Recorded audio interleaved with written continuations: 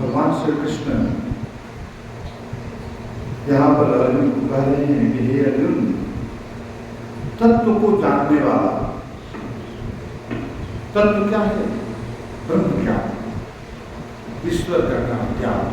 इस तत्व को जानने वाला जो ज्ञान योगी यानी सांख्य योगी का कैसा स्वभाव बन जाता है, इसके बारे में बता रहे हैं कि वो देखता हुआ, सुनता हुआ, स्पर्श करता हुआ, सूंघता हुआ या भोजन करता हुआ, गमन करता हुआ, सोता हुआ, श्वास लेता हुआ या विसर्जन करता हुआ, यानी कि उसके हर क्रिया में उस सब इंद्रियां अपने आप अपने अर्थों में बरत रही हैं। ये स्वभाव उसका बन जाता है। ये सोचता है कि हम उसका कर्ता नहीं है। जो इस ज्ञान से परिपूर्ण नहीं होता है तो इसमें अपना तो कर्ता मान लेता है, तो मैं ये कर रहा हूँ, और ये कर्ता ही उसको बंधन का कारण बनता है। ज्ञानी जो है ये सब अपने कर्मों में अपने को कर्ता मानता ही नहीं है, वो कहता है कि ये सब गुणों में बरत रहे हैं ये, और इसलिए जो है इसमें उसको अपना कुछ भी नहीं अपना क्रिया करता है। तो कहते हैं कि यह मानकर निसंदेह यह मान ले कि मैं स्वयं कुछ भी नहीं कर रहा हूँ, इस तरह का भाव बन जाता है। तो कहते हैं कि इसका मतलब है कि सांख्य योगी की ज्ञान निष्ठा अवस्था का वर्णन यहाँ पर ये कर रहे हैं कि सांख्य योगी चिंतन, मनन, ध्यान, वैराग्य आदि के अभ्यास द्वारा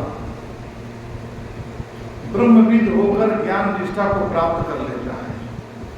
अपनी इस तरह की सोच और अवस्था को प्राप्त करने के लिए ज्ञान योगी के पास चिंतन, मनन, ध्यान, वैराग्य और अभ्यास का जो ब्रह्मविद होकर ज्ञान निष्ठा को ये प्राप्त करने का साधन बना देता है। यह आत्मा के यथार्थ तत्व को जान लेता है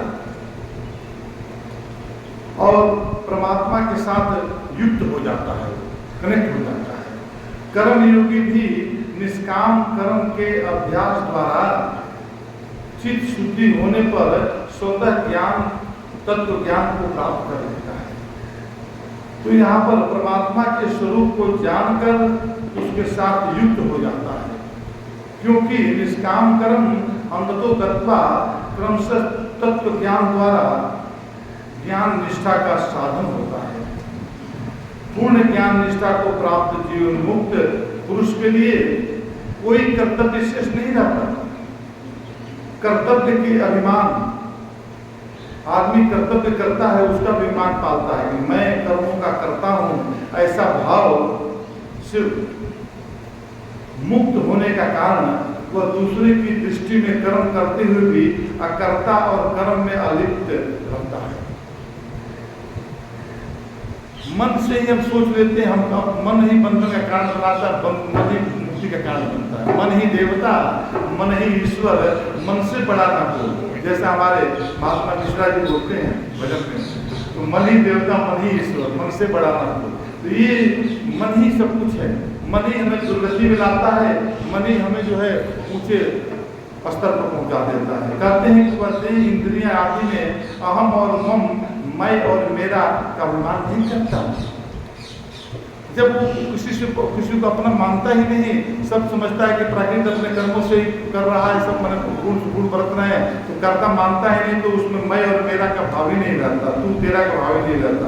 उसका चित्त चैतन्य स्वरूप परमात्मा में स्थित रहता है, बस परमात्मा के अलावा उसे कुछ भी ध्यान नहीं रहता।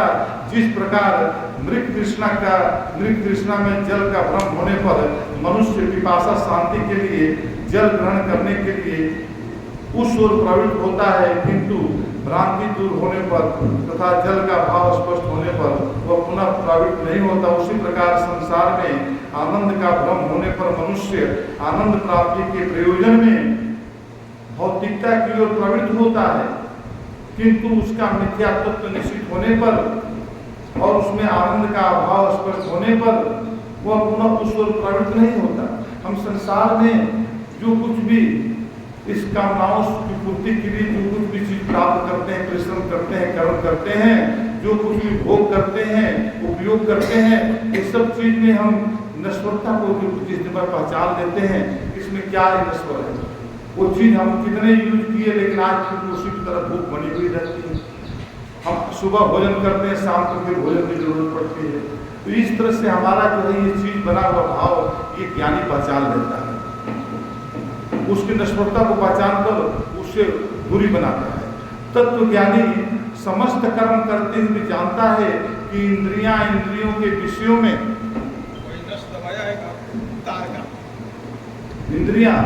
इंद्रियों के विषयों में अथवा प्रकृति के गुणों में ही परस्पर व्यापार करते रहते हैं। ये सब अपने व्यापार कर रहे हैं। तो तत्व ज्ञानी की दृष्टि में केवल सच्चिदानंद स्वरूप, सच्चिद आनंद स्वरूप आत्मा ही सत्य है, परमात्मा ही सत्य है, तथा वह जीवात्मा में अभिन्न रूप से अवस्थित रहता है।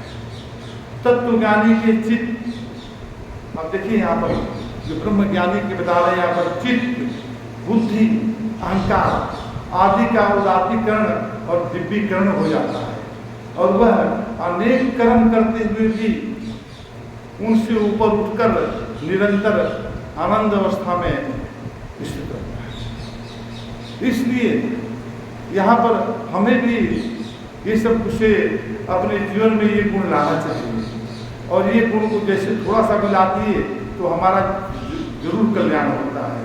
तो इस भाव को लेकर आगे बता रहे हैं।